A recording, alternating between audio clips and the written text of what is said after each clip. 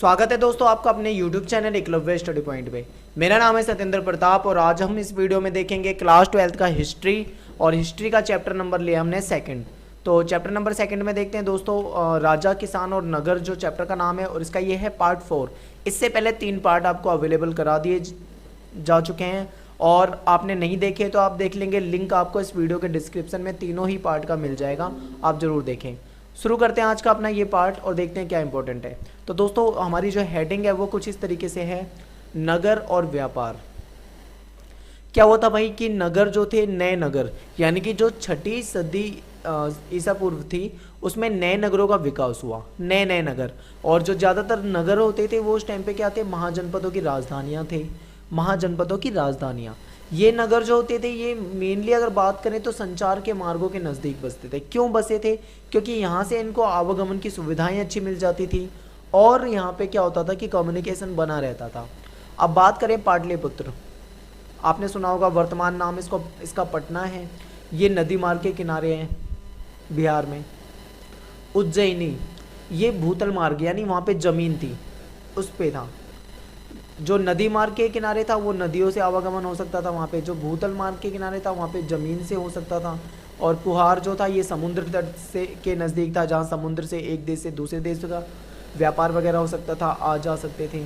मथुरा अगर बात करें तो ये एक व्यवसायिक केंद्र था और सांस्कृतिक महत्व तो बहुत ज़्यादा है, क्योंकि यहाँ पे ये एक पवित्र जगह मानी जाती है और कहीं ना कहीं काफ़ी इम्पोर्टेंट है। इसके बाद है कि नगरीय आबादी में 2 तरह के लोग थे।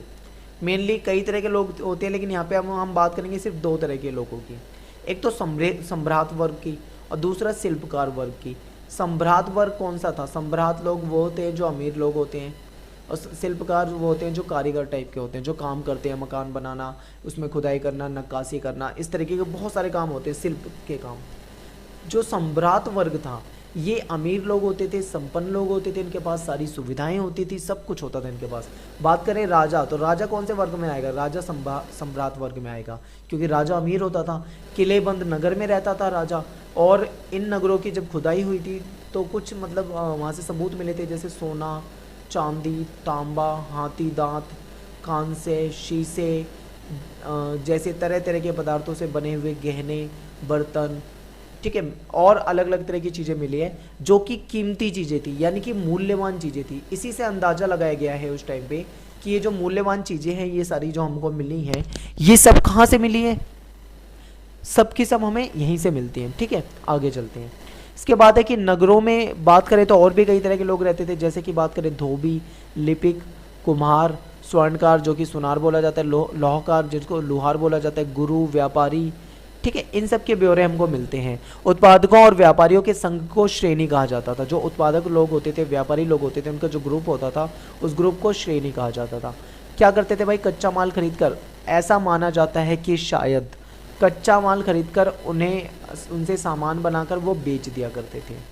ठीक है, तो ये नगर और नगर में रहने वाले कुछ वर्गों की बात हुई। आगे चलते हैं उपमहाद्वीप और उसके बाहर का। अब हम बात करते हैं अपने उपमहाद्वीप और उससे बाहर का व्यापार। बाहर से कहाँ से व्यापार होता था? तो व्यापार जो था दोस्तों समुद्र मार्ग के रास्ते अगर बात करें तो उत्तरी अफ्रीका से, पश्चिम एशिया से, चाइना से दक्षिण पूर्व एशिया तक फैल गया था व्यापार। व्यापारी जो लोग होते थे वो पैदल भी व्यापार करते थे, फेरी लगाकर भी व्यापार करते थे, बैलगाड़ी, घोड़े, खच्चर, इनके द्वारा भी सामान इधर उधर ले जाके बेचते थे। तो ये तो हो गया हमारा व्यापार का तरीका। अब देखते हैं दोस्तों यहाँ से एक और चीज़ कि समुद्री मार्ग से भी यात्रा करते थे। हालांकि समुद्री मार्ग से यात्रा करना कठिन होता था, क्योंकि तूफान आ जाए, कोई संकट आ जाए, कोई बात हो जाए, तो टेक्नोलॉजी इतनी अच्छी तो थी नहीं, तो ये एक संकट था। लेकिन फिर भी लोग क्या करते थे, इसकी यात्रा करते थे समुद्री मार्ग से। नमक, अनाज, कपड़ा, धातु, पत्थर, लकड़ी, जड़ी बूटी, इन सारी चीज़ों का व्यापार होता था। और जो रोमन साम्राज्य था, आपको पता है कि रोमन साम्राज्य से व्यापार था हमारा, और हमारे देश से काली मिर्च वगैरह हो जाता है, केरला साइड से जड़ी बूटियाँ, इन सब चीज़ों की बिक्री होती थी हमारे यहाँ से, यहाँ इसका निर्यात होता था।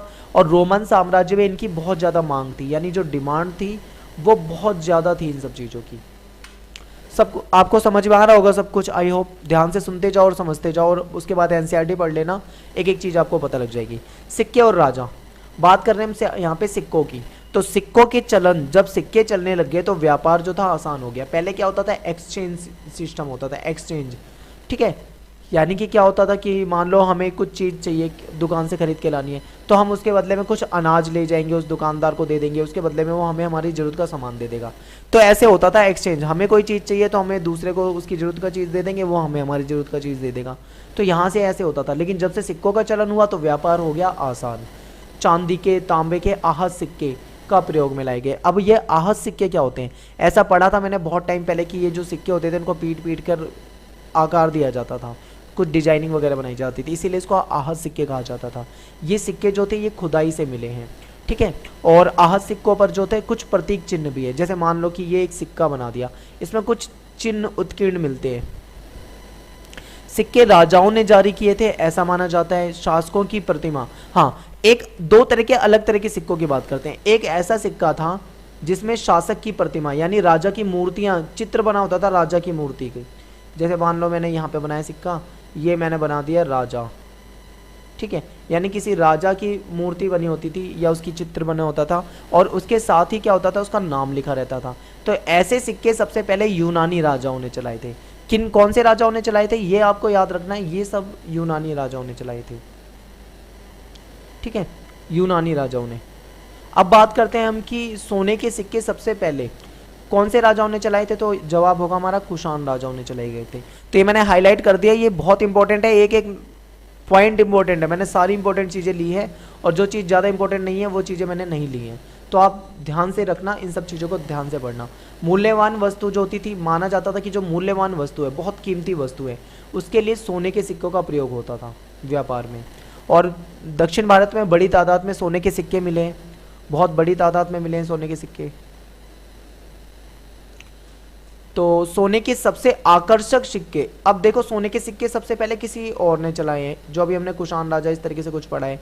लेकिन सोने के सबसे आकर्षक सिक्के किसने चलाए हैं, यहाँ पे बात होगी तो यह अलग हो जाएगा, क्योंकि ये गुप्त शासकों के काल में हुआ था, ठीक है। कौन से शासकों ने, यहाँ पे देखो आपको दिख रहा है गुप्त शासकों ने चलाए थे। और 6ठी शताब्दी में सोने के सिक्के मिलने कम हो गए। अब यहाँ से आपके लिए एक है होमवर्क, मैं आपको एक होमवर्क देता हूँ।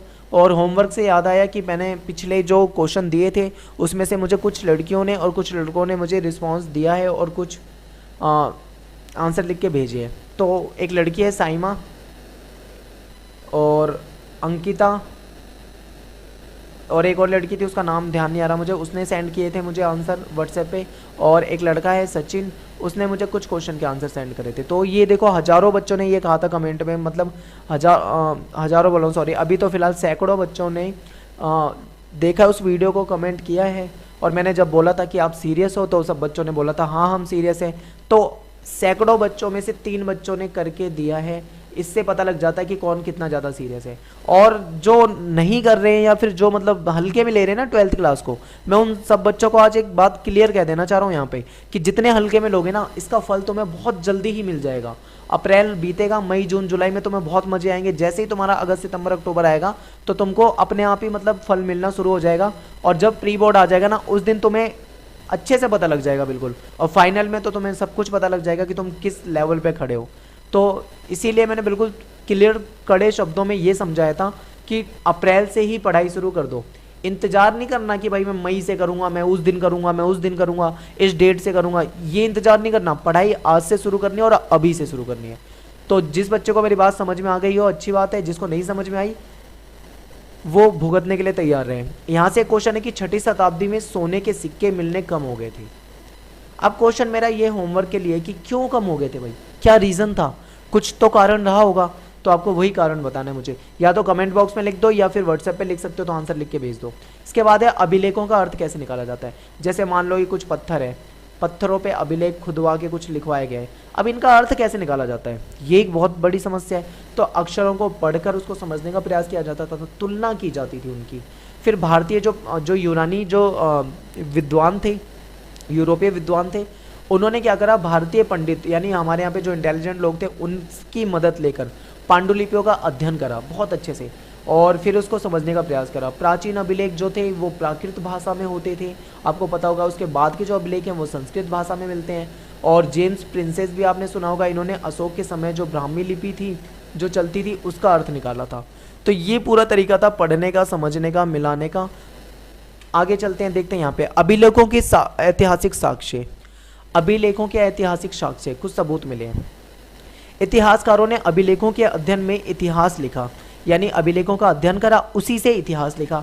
अशोक के अभिलेख पढ़े गए, उसमें भी कुछ चीज़ें थी। तो एक उसमें एक शब्द आता है देवना प्रिय, इसका मतलब होता है देवताओं का प्रिय। तो अशोक अपने आप को देवताओं का प्रिय समझाना चाहता था, कुछ इस तरीके की बातें मिली है। प्रियदर्शी, प्रियदर्शी का मतलब होता है देखने में सुंदर। ऐसा कहा जाता था बौद्ध और जैन ग्रंथों के अनुसार कि जो अशोक था वो देखने में सुंदर था। लेकिन जो ब्राह्मण ग्रंथ है उसके अनुसार अशोक को एक क्रूर माना जाता है। क्रूर मतलब एक कठोर व्यक्ति, मतलब जो कि निर्दयी व्यक्ति होता है, इस तरीके से माना जाता था। इतिहासकारों ने अभिलेखों की भाषा शैली समानता को देखकर उन्होंने देखा कि भाई कौन सी भाषा है, लिखने का स्टाइल क्या है, क्या समानताएं मिल रही हैं उनमें, इनको देखकर अंदाज़ा लगाया और कौन से अभिलेख एक ही शासक के हैं इसके बारे में जानकारी निकाली, क्योंकि एक ही शासक के अभिलेख एक जैसे ही होंगे। तो ये सब इतिहासकारों ने पता लगाया। अभिलेखों की साक्ष्य सीमा, ये मोस्ट इंपॉर्टेंट क्वेश्चन है, मैं आपको समझाना चाह रहा हूँ, ध्यान से समझ लेना। क्वेश्चन पेपर में आ सकता है कि अभिलेख जो होते हैं उसकी जो सबूत मिले उसकी उसमें कुछ सीमाएं हैं, कुछ लिमिटेशन है। वो लिमिटेशन क्या है, क्या सीमाएं हैं, क्या कमियां हैं, दूसरे शब्द में बोलूँ तो क्या कमियां हैं।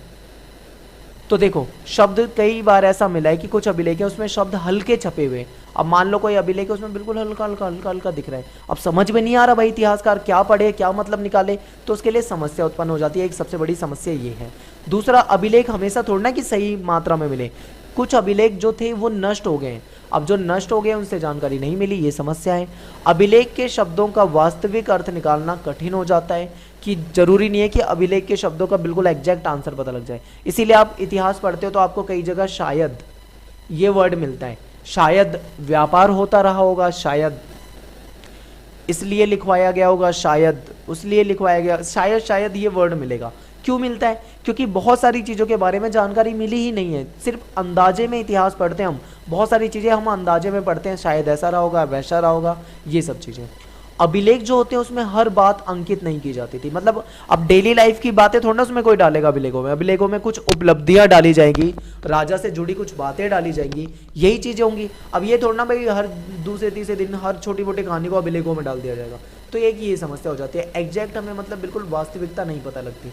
फिर दूसरा क्या, अभिलेख जो बनवाने वाला होता है उसके विचार लिखे जाते हैं। और आपको पता होगा कि मान लो कि भाई अशोक जो था वो एक निर्दयी था, हमने माना कि अशोक निर्दयी था, तो क्या उसके अभिलेख में ये लिखा होगा अशोक निर्दयी था, अशोक बहुत कठोर था, वो हत्याएं करी, उसने गलत करा, ये करा वो करा, ऐसा कुछ लिखा मिलेगा? बिल्कुल नहीं मिलेगा। क्यों? क्योंकि उसमें भाई अभिलेख जो लिखवा रहा है उसकी तारीफ लिखी जाएगी, उसके बारे में गलत कोई नहीं लिख सकता, सिर्फ तारीफ लिखी जाएगी। तो ये भी एक गलत है कि हमें एग्जैक्ट सच्चाई नहीं मिलती। कोई निर्दयी व्यक्ति है उसके बारे में भी हमें तारीफें मिलती है उसमें, ठीक है। तो ये एक सच्चाई नहीं बताता है कि ये रीजन हो सकता है। अगर आपको वीडियो पसंद आए तो चैनल को सब्सक्राइब जरूर करें और लाइक करें, वीडियो को कमेंट करें, शेयर जरूर करें। धन्यवाद दोस्तों।